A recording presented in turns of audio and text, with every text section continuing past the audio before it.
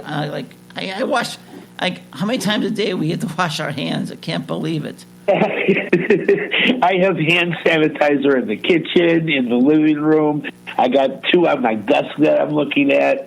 I don't use it like every hour, but I am being more diligent about not washing my hands, but sanitizing myself.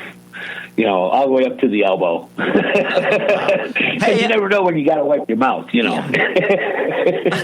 Well, no touching your eyes, no touching your nose, no touching your mouth, no entrances. It's like, geez. And you think about that. You want to go outside, you got to wear a body condom.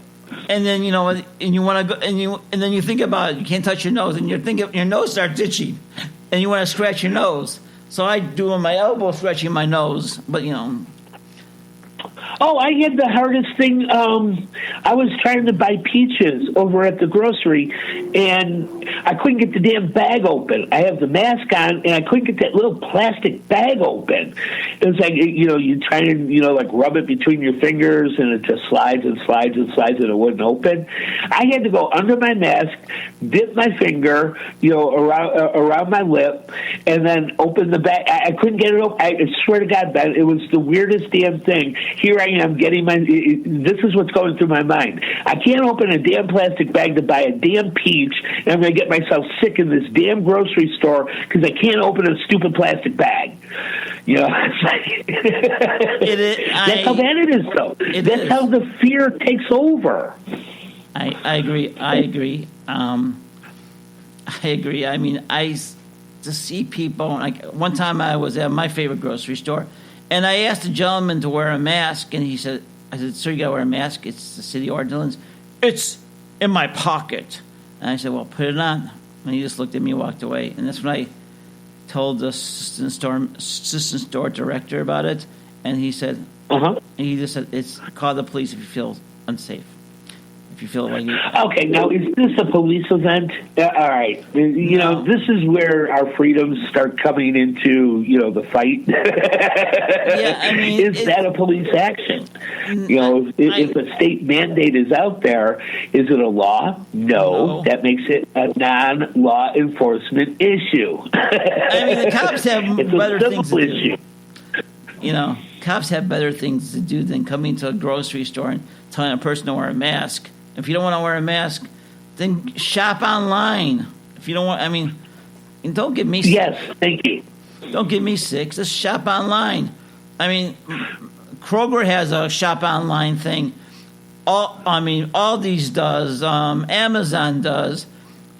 But, just shop online. Walmart's does. I will admit I have shopped online a lot more in the last 6 months than I ever have. Yeah, I'm just, go up and go talk to somebody.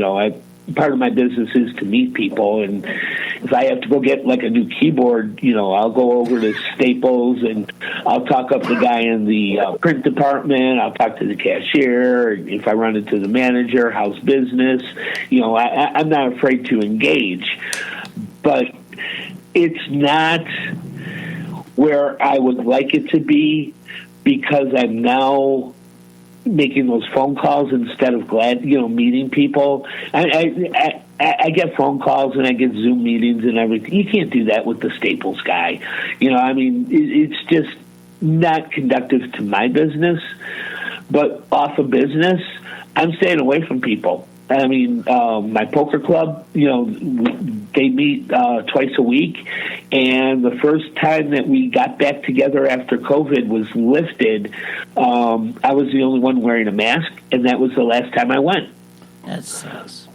I'm not going to be, I don't want to be in a position to be exposed.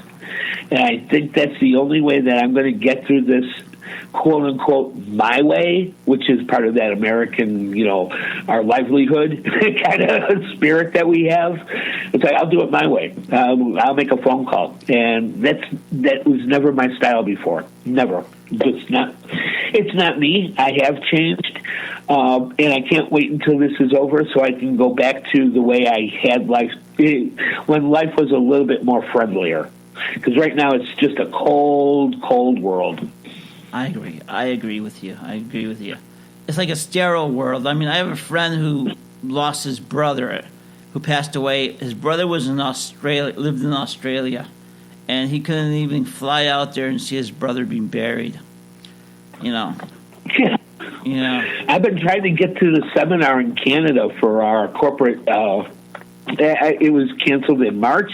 It was canceled in August, and they just canceled the December thing.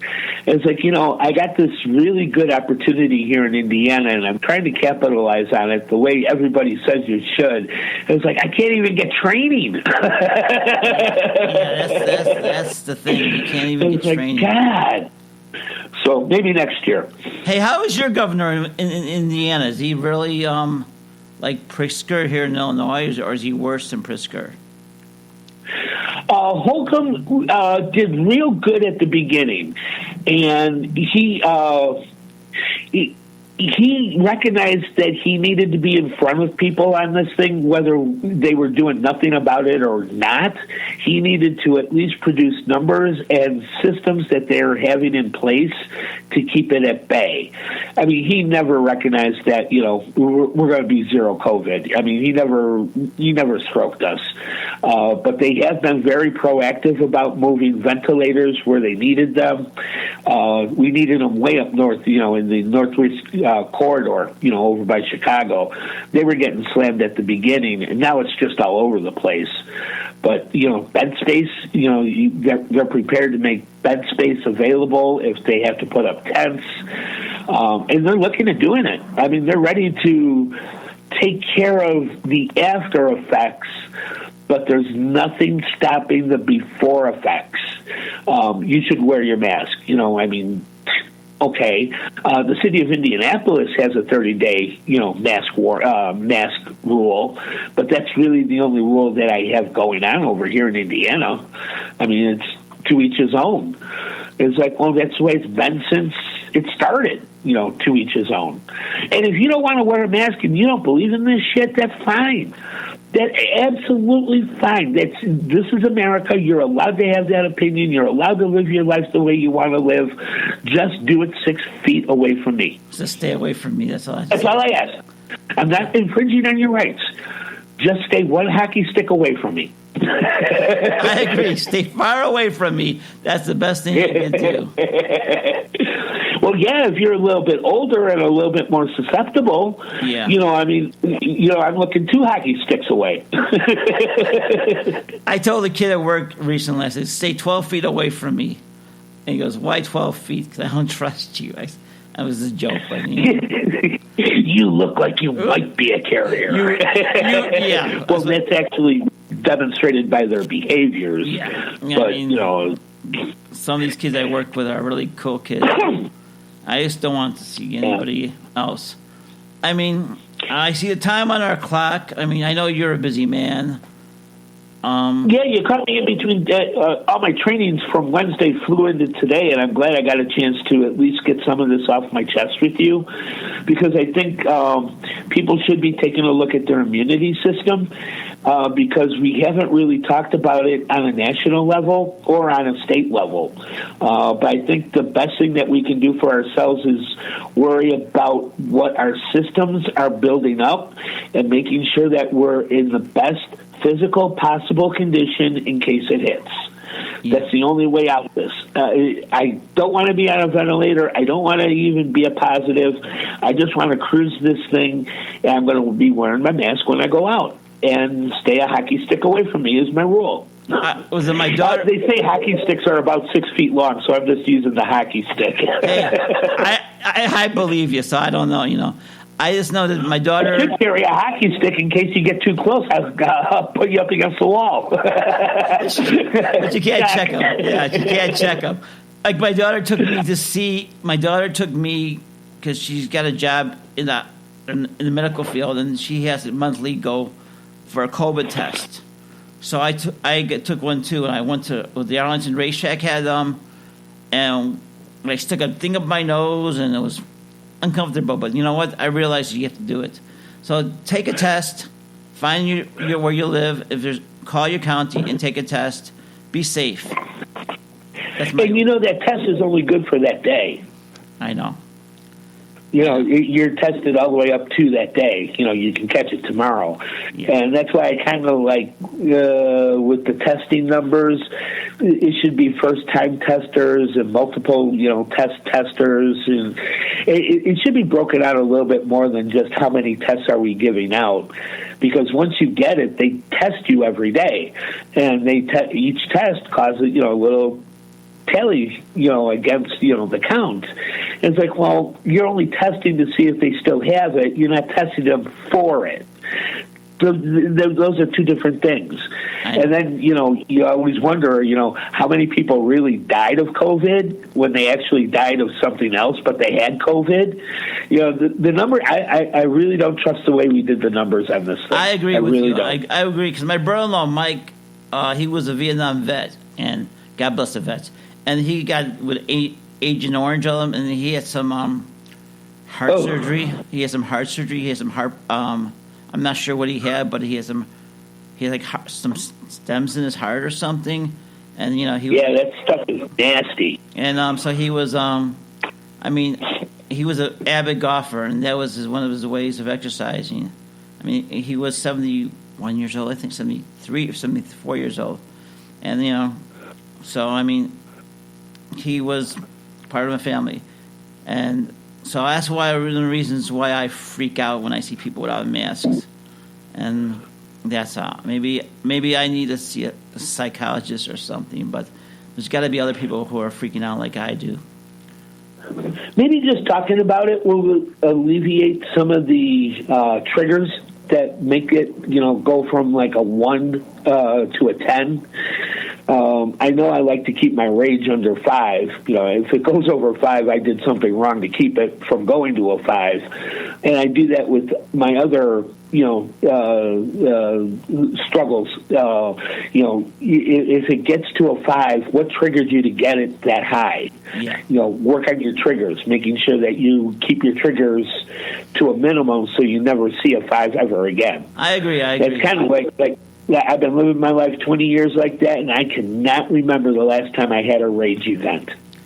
Stop it before it gets to a 5, because when it gets to 10, people will die.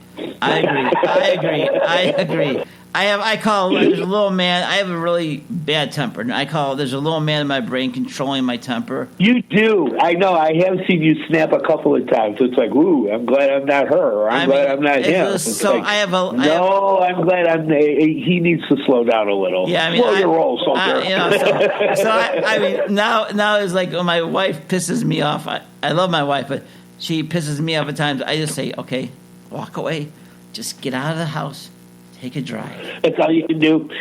That's the first step of making sure it doesn't get to a 10. Yeah. Take a breath. Take a breath and reassess. Sometimes my wife and my daughter, they gang up on the old man. Oh, you're overweight, this and that. It's like, okay, I know I'm overweight, but you don't have to throw it in my face, stuff like that.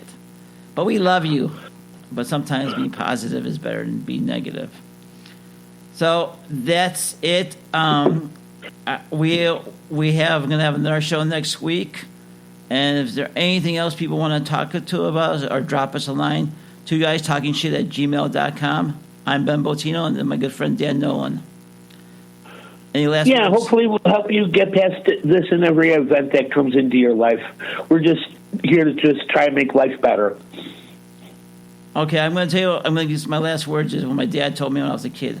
Before you judge a man, walk in their shoes. I'm out of here. Oh, hell yeah. Yeah, because you don't know. You honestly don't know. Smart man. Yeah. I'm out of here. So we're out of here. And I'm good. Okay. I'm good. I hope everybody just gets through this the best they can and without making it worse. Let's not. Let's reduce our footstep in this thing. Let's not make it worse. That's all. We're out of here now. So peace out. Peace out, brother. Okay. I'll talk to you next week. I'll talk to you next week. Bye. Bye-bye. Okay. Stop. Okay.